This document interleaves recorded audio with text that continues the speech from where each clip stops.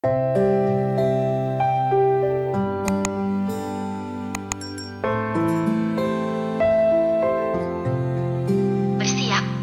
urusanku di kampus sudah selesai. Antara sedih dan bahagia. Bahagia karena sebentar ijazahku kini sudah ada di tangan. Aku benar-benar sudah lepas dari status mahasiswa dan tugasku selesai di kampus ini. Tetapi aku juga sedih karena itu juga berarti bahwa aku sudah harus kembali lagi ke Bandung. Jangan harap di sana aku bisa sering bertemu dengannya lagi seperti sekarang. Jam makan siang sudah datang. Aku dengan teman-temanku sudah duduk di kantin kampus menunggu pesanan. Jam segini adalah jam di mana paling lama di kantin.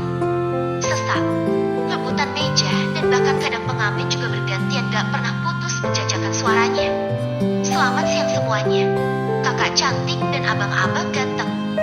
Luar biasa, kali ini saya akan bernyanyi ditemani oleh Theo. Terdengar suara seorang pengamen disambut meriah oleh pengunjung yang kebanyakan mahasiswi ini. Sebuah lagu pun mulai mengalun merdu begitu sopan masuk ke telinga. Namun posisinya yang tepat di belakang membuatku enggan untuk menoleh. Ku cari uang 2 ribuan di dalam dompet untuk diberikan pada pengamen itu. Aku pernah mendengar hukum memberi uang pada seorang pengamen yang bernyanyi diiringi dengan alat musik, namun aku sendiri belum menemukan hukum pasti untuk itu. Jadi, sejauh ini aku masih sering memberikan uang pada pengamen yang bernyanyi dengan alat musik. Tetapi Umi dan Abi sepakat untuk tidak memberinya. Sekitar 2 bait lagu yang dinyanyikannya pesanan kami datang. Aku dan teman-temanku mulai menyantap makan siang yang sudah tertata. Dalam lirik lagi yang dinyanyikannya, tiba-tiba terselip namaku di dalamnya. Teman-teman yang semeja denganku spontan melihat ke arah penyanyinya. Dan, Neng, cowok ganteng kemarin, pekik Nabila. Kepalaku spontan berputar hampir 180 derajat. Jason, teriakku dengan mulut menganga namun tersenyum. Aku benar-benar gak nyangka suaranya bisa semerdu itu. Apa dia seorang vokalis band? Ah, Jason, untuk kesekian kalinya kamu membuatku kagum. Dia membalas senyumanku, lalu memberikan gitar kepada pengamen yang asli. Selembar uang pun diselipkan pada pengamen tersebut. Dia kini berjalan ke arah kami. Beberapa orang teman-temanku mulai memperbaiki penampilannya. Aku pun begitu. Langkah kakinya kini menarik perhatian banyak orang. Beberapa di antara mereka juga ada yang melihat ke arahku. Ada yang berbisik sambil melihat ke arahku. Jason benar-benar menjadi pusat perhatian dimanapun dia berada. Boleh bergabung? Tanyanya pada teman-temanku beberapa detik setelah kakinya terhenti di depan kami. Silakan, jawab Kenny, temanku yang sedikit centil. Jason lalu duduk. Kebetulan aku duduk paling tepi. Jadinya dia duduk di sampingku karena itu satu-satunya area yang tersisa untuk duduk. Itu pun setelah kami semua yang duduk di kursi itu bergeser demi meluangkan tempat untuknya. Kenapa menyamar jadi pengamen segala? Sih, tanyaku membuka percakapan. Kamu malu? Ya, candanya. Ya enggak lah, sahutku. Sejujurnya aku begitu grogi duduk sedekat ini dengannya. Bahkan bahuku dengannya hampir bersinggungan. Beberapa temanku yang berada di hadapanku juga terlihat grogi, sama sepertiku. Entah kenapa mereka ikut-ikutan begitu. Kenny lalu menendang kakiku di bawah meja. Sepertinya dia paling antusias di antara semua teman-temanku. Apaan sih? Tanyaku padanya. Dengan tertawa dia menendang kakiku sekali lagi. Jason melihatku dengan tanda tanya. Mungkin dia berpikir aku bicara sendiri barusan. Oh, iya. Daripada kakiku terus ditendang. Kenalin nih, Jason, pacarku. Akuku pada mereka dengan senyum kemenangan. Dengan tawa lebarnya Jason menyalami mereka satu persatu. Tatapan takjub kulihat dari pancaran mata mereka yang menatap dalam ke Jasonku. Cie, Jasonku. Hahaha. Suasana tiba-tiba jadi ramah. Beberapa pertanyaan dilontarkan pada Jason. Satu persatu pertanyaan itu dijawabnya dengan sabar olehnya. Setelah selesai makan, Jason menawarkan diri untuk membayar semua makanan teman-temanku. Sepertinya dia benar-benar wow.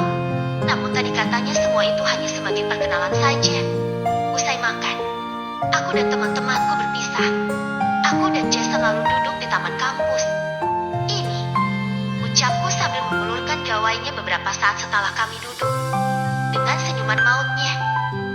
menerima ponsel itu, lalu mengembalikan ponsel milikku juga. Aku mulai deg-degan gak karuan. Bingung mau mulai dari mana menjelaskan bahwa beberapa pesan dan gambar ada yang aku hapus di beberapa akun media sosialnya. Dia juga terdiam sama sepertiku. Aku dan dia seperti sama-sama saling menunggu. Beberapa menit berlalu begitu saja tak berarti.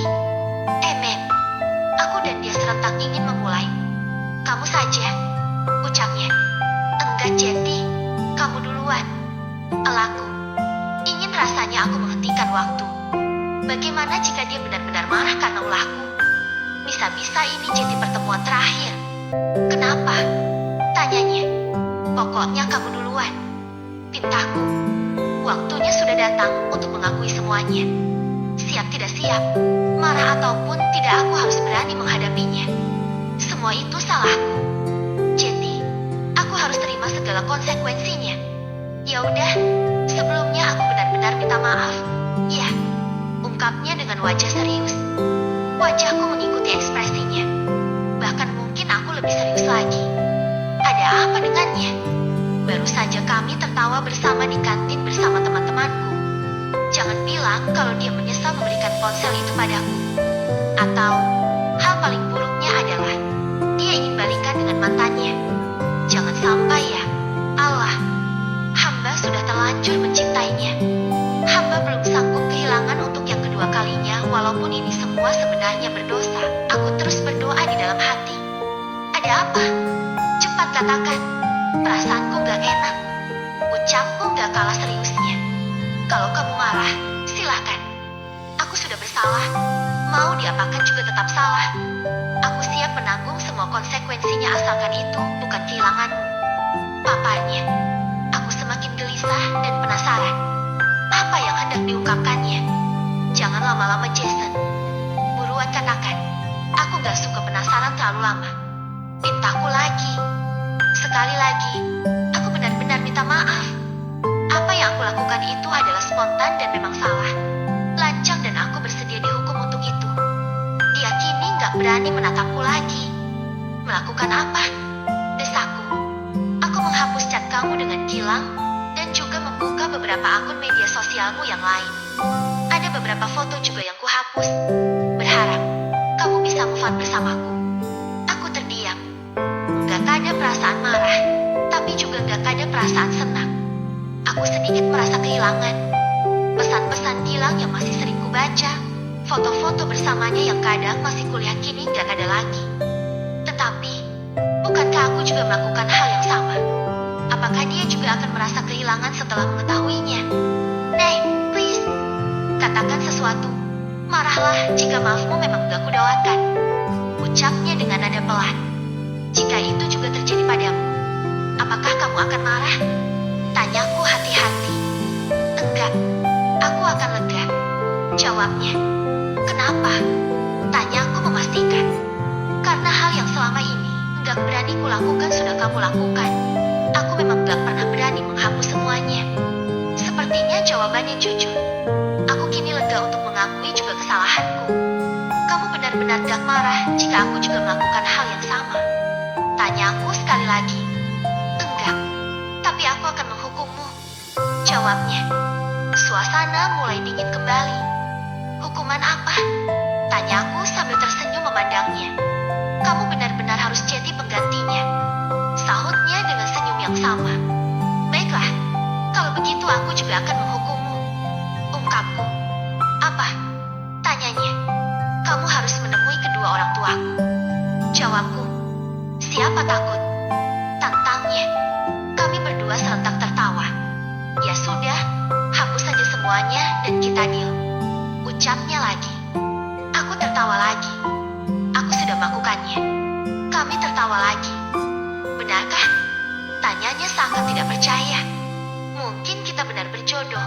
Pemikiran kita seringkali sama. Iya kan? Tanyaku.